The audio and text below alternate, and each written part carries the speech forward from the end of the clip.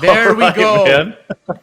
I mean, come on, it's not an episode 1 of anything without a little bit of technical hiccups. It happens. I think you guys already know how I'm doing. TDZ, how are you feeling, man? TDZ, I think you're muted. Tinan mo, di ba? Meron Yeah. talagang Dami hiccups yung naka-silence. ganyan eh. Diba? I completely agree, man. Meron talagang first day hiccups, especially sa Day Zero Season 2, guys.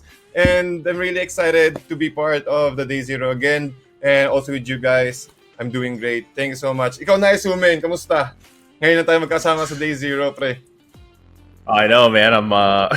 I was literally picturing what Renmar was saying in his opening, and I was like, wait, there's no audio. And I didn't know if it was just me, but I think luckily you guys can hear me. Happy to be here, excited. You know, we're back. We got to do that episode last week with you and OSX, and now I get to do this with TDZ here. The only guy, by the way, that I have literally met who is taller than me. So I was quite surprised with that. But yeah, excited to be here. Yeah, and I'm looking forward to hear your insights because we're going to be talking about some juicy stuff here. Again, this isn't like the episode 0 we did last week. We're going to get down to the nitty-gritty. We're going to be talking about the teams and the players heading into MPL Philippines Season 8. For the first conversation we're going to be having later, we're going to be talking about the lineups. Makakasama natin si Leo dyan mamaya. Leo is also going to be with us here on the first episode of Day Zero Season 2. We're also going to be talking about the meta. We're going to be talking about heroes to expect, especially yung mga ramdam namin na magiging mainstay talaga para sa Season 8. At saka yung mga heroes din na baka maging bagong meta this season or are already metas this season. And hinihintay na lang natin na gamitin ng mga teams dito sa MPL Philippines. And of course, we're also going to be continuing yung Ask the Caster segment na ginawa natin last week for Day 0, Episode 0 for Season 2. And if you joined in on the giveaway sa Coventry page para sa mga diamante, today na yan, ma-announce kung sino ang mga nanalo ng 5 I think it's 5 people who won 1,000 diamonds. So 5,000 diamonds in total magi-giveaway dito sa Coventry and 5 people won it and you're gonna be finding out later sino ang mga nanalo niyan. And of course, we're gonna be doing our traditional preseason power rankings pero may konting twist. It's not our typical 1 to 8. Makita niyo yan mamaya kung ano nga yung special twist na dinagdag namin for our power rankings. Now, as we head into MPL Philippines Season 8, we're still going to be seeing some of the teams from Season 7, but we also have some new teams included in. I'm talking about Echo.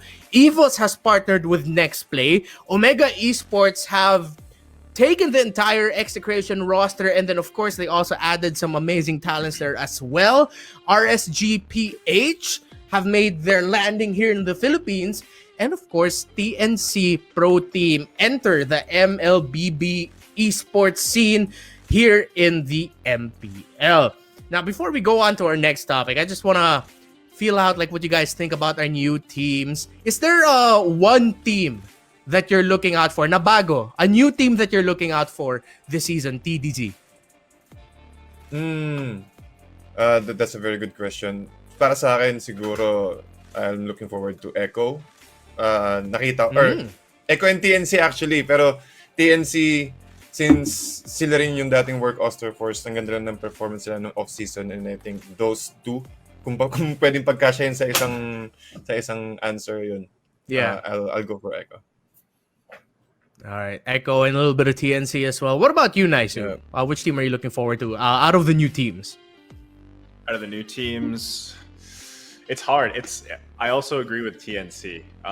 Interested in TNC, but I'm going to put it on RSG. Like I'm really looking forward to RSG and to see what they bring to the new season of the MPL and to see how those players like come together and if they're able to make something beautiful happen. I mean, that's one of the exciting things about new teams, right? Like you don't know what kind of chemistry they'll have or they'll develop or that they have been developing in the past like couple weeks, you know, or months, right? So I think that's the most exciting thing for me right now for teams. Yeah. And again, we have a bunch of different teams. I love it. Yes, TDZ, fix that. Fix that background, bro. You know what? It's okay. It's okay. If it falls, it falls, man. We'll just let it be. We'll just roll with the tides. But I think TDZ is gonna fix that up. Yeah. Welcome again to Day Zero, Season 2, Episode 1. We've already talked about the teams a little bit, but we're going to be talking about them a little bit more. Now let's talk about the new format that we're going to be seeing for MPL Philippines Season 8. Of course, franchise model na ang sinusundan ng MPL. We have 8 franchise teams. You already mentioned who they were. For the regular season, makita natin double round robin, total of 56 best of 3 matches throughout the season. So if ever we see all of the games going to best of to 3 games, you might be seeing a total of quick math around 160, 170 plus games. That is considering if abot ng 3 games yung lahat ng matches natin. And only the top 6 teams will advance to the playoffs. We have to make that clear. Hindi katulad dun ng mga previous seasons ng MPL na there will be qualifiers like before. If you don't make it into the playoffs, that doesn't mean you're going to lose your slot for the next season. It's not like before. But we're going to be talking about later on why it might still be good for, the up-and-comers. Because I know that's one of the things people are afraid about. Like, what about the amateur teams? What about the people who dream about making it into the MPL? Don't worry. Just because we're in the franchise model now, that doesn't mean na wala yung pangarap. Umiba lang yung apak nyo papunta doon. And of course, for the playoffs, we have a double elimination format. I think it is similar to last season's playoffs as well. All teams begin in the upper bracket. So that's first. That's something new.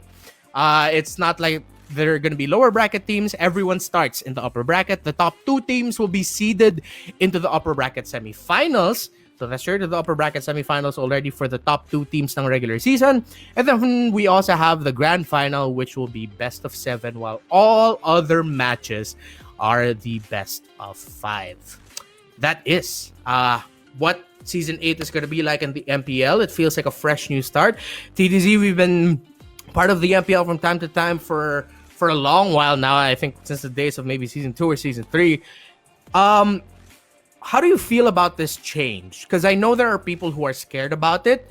We've been assured naman na magandang apak to para sa liga natin.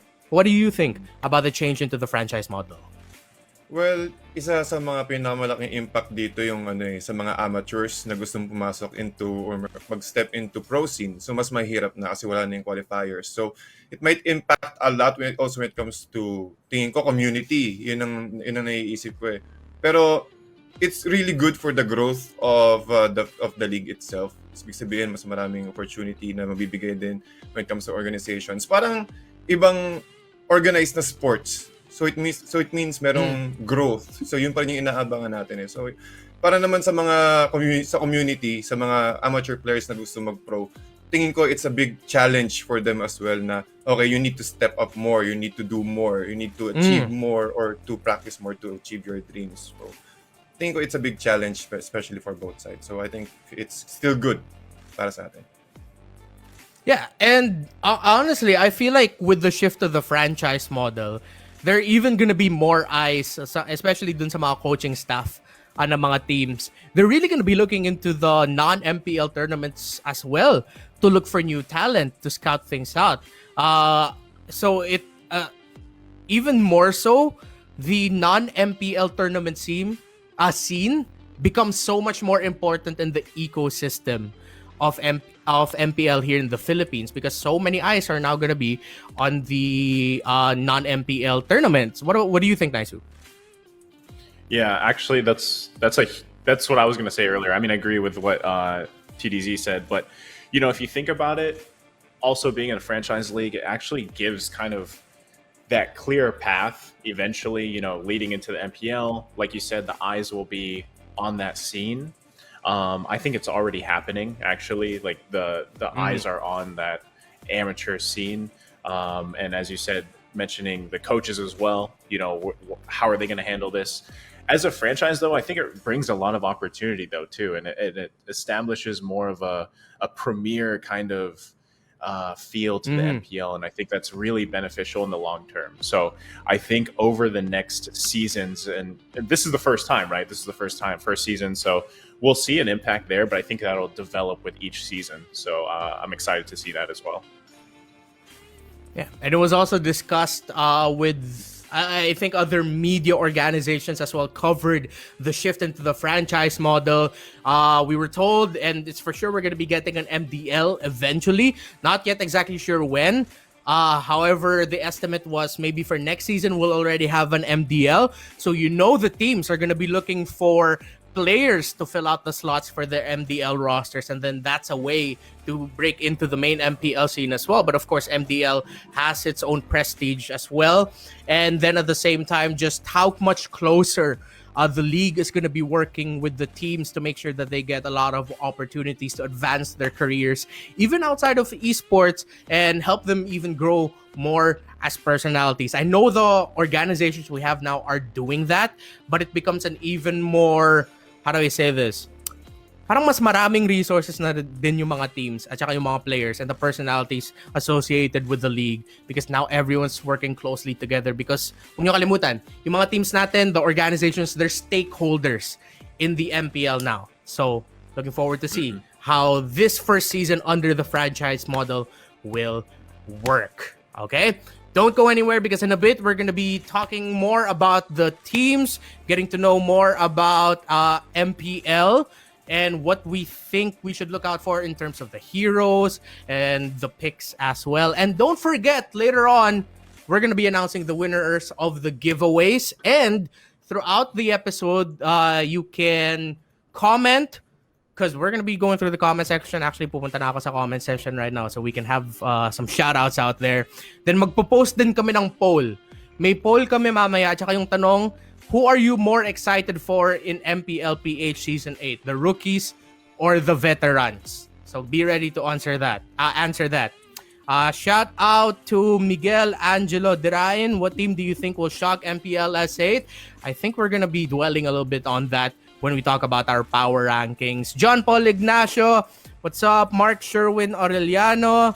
We also have the White Lotus here. Is that the one from Avatar: The Last Airbender? That'll be really cool. Jessa Home Decals, also here. We also have Dexter Dave Policarpio Del Monte. We also have Mark John Orpia. Si Cardo Dalisay sa Gedli. Hi mga idol. Hi Cardo. Kumusta na?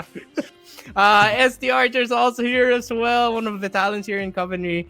Emil Katipon and Alfer Ochoa Palabyab. And of course, Reggie Hernandez. Again, don't forget to continue sharing the stream.